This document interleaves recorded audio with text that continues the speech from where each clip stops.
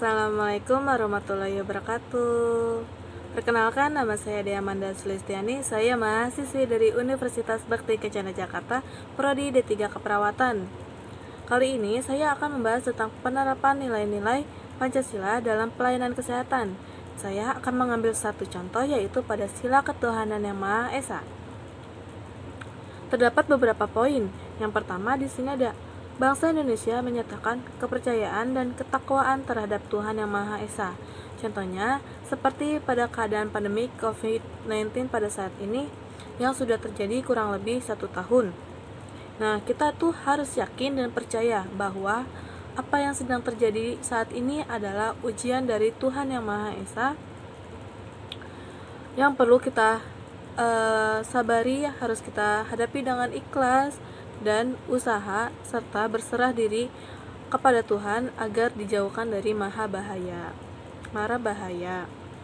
Lalu ada selalu menghormati kepercayaan dan keyakinan setiap pasien yang berbeda-beda. Maka dari itu, sikap toleransi harus dijunjung tinggi dimanapun kita berada dan dengan siapapun.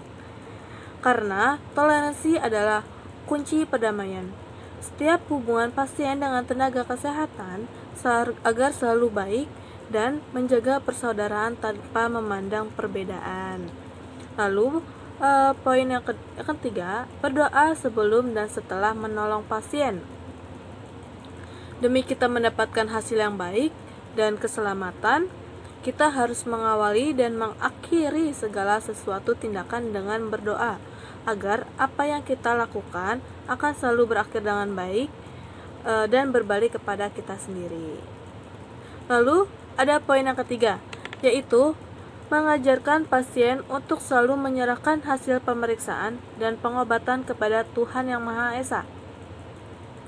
Nah, di sini kita harus selalu memberi semangat dan edukasi kepada pasien dan keluarga pasien bahwasanya usaha tidak akan mengkhianati hasil dan tidak luput dari berdoa agar semuanya akan baik-baik saja. Serahkan semua kepada Tuhan. Lalu poin yang selanjutnya, mengajarkan pasien dan keluarganya untuk selalu ikhlas. Wah, tentang ikhlas ya.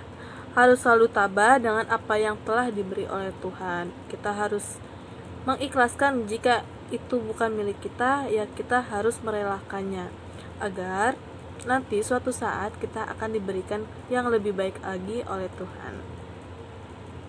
Dan kita pastinya Tuhan tidak akan memberikan cobaan jika kita tidak bisa melewatinya. Lalu mengingatkan pasien untuk selalu berdoa menurut agama dan kepercayaan yang dianut sebelum tindakan dikerjakan. Ya, seperti yang sudah dibilang, mulailah dan akhirilah dengan berdoa. Dan begitu, dengan apa yang kita kerjakan selalu menghasilkan hasil yang baik dan memuaskan. Lalu di sini ada poin yang kedua, yaitu manusia Indonesia percaya dan takwa terhadap Tuhan Yang Maha Esa, sesuai dengan agamanya masing-masing menurut dasar kemanusiaan yang adil dan beradab dan sebagai tenaga kesehatan hendaknya. Di sini pun dijelaskan beberapa poin. Yang pertama yaitu menghormati kepercayaan dan agama pasien, di mana sudah saya jelaskan, yaitu tentang toleransi.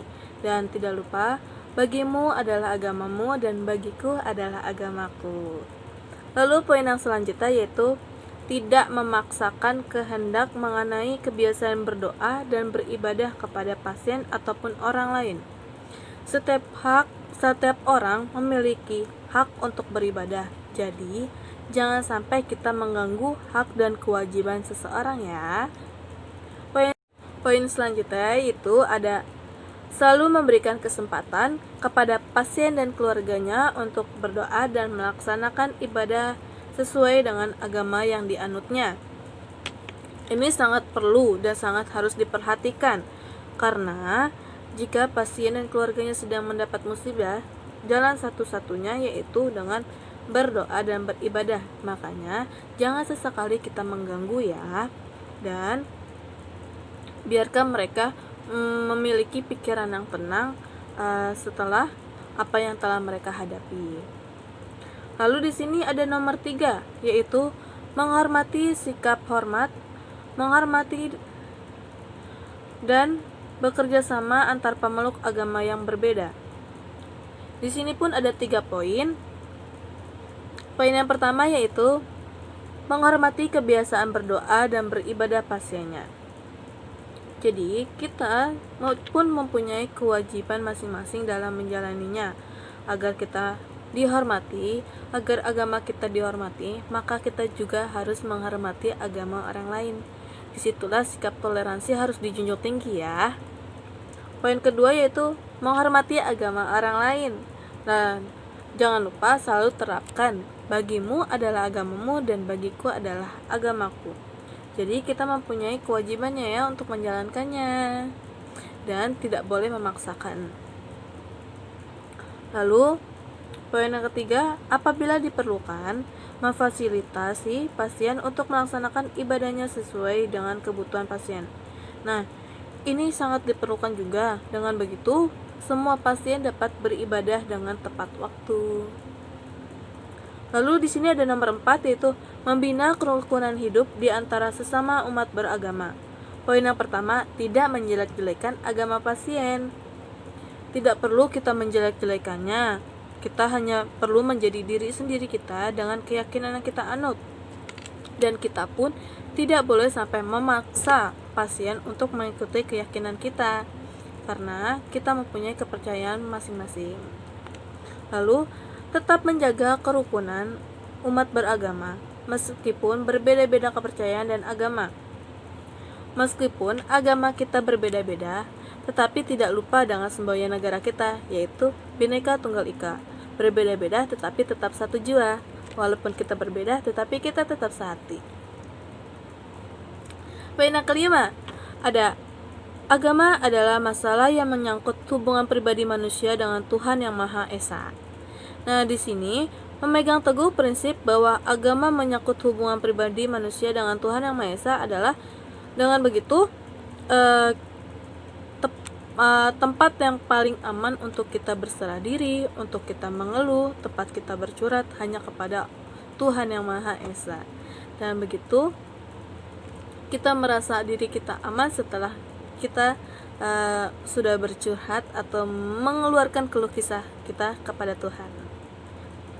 Lalu mengembangkan poin yang keenam, mengembangkan sikap saling menghormati, kebebasan dan menjalankan ibadah sesuai dengan agamanya masing-masing.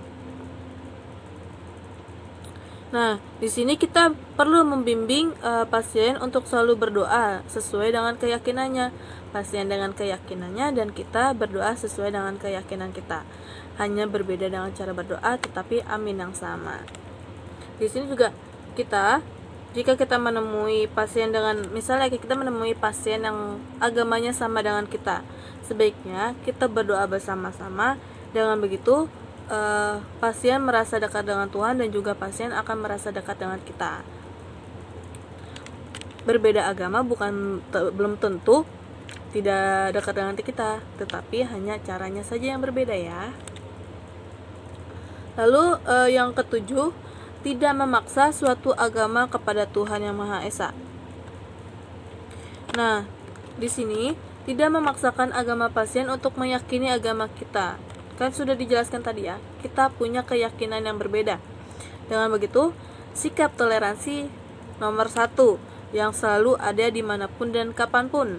Jika kita memaksa pasien agar mengikuti kehendak kita atau keyakinan kita, percayalah hasilnya pun tidak akan baik. Sehingga karena sesuatu yang dimulai dengan paksaan tidak selalu membuahkan hasil yang baik. Nah, teman-teman, begitulah pemaparan pendapat saya tentang penerapan nilai-nilai dalam kesehatan pada sila ketuhanan Yang Maha Esa. Semoga ilmu saya ini bermanfaat untuk kalian semua. Jangan lagi bermusuhan ya. Kita harus tingkatkan sikap toleransi kita. Oke?